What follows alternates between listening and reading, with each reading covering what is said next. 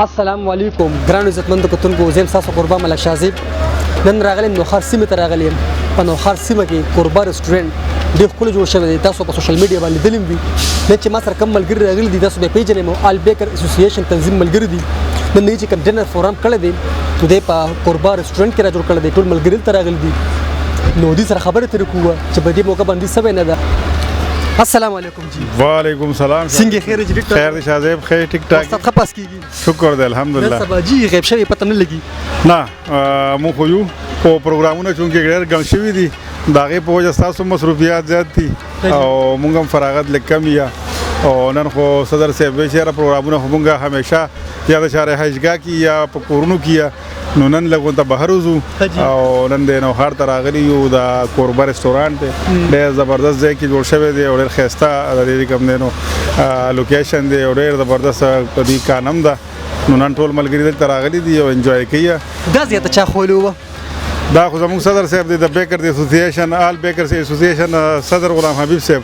هغه ډېر زیات دی چسکو مسکو ډېر زیات چې کوم دی نو هغه شوقي دی او دلته کې د هغه ریسیپي د دې خوښ شوي دي نو بس هغه نن دلته کې پروګرام ټول جوړ کړی دی الحمدلله ډېر ټول ملګري راغلي بیکر د اسوسییشن ډېر بهترین ماحول دی صفت لیک نه لګي دي زیات څه مشهور دي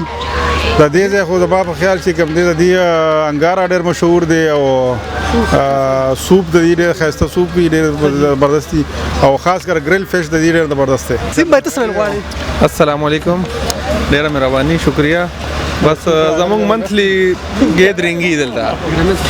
سنه ګیدرینګ زمونږ یې منثلی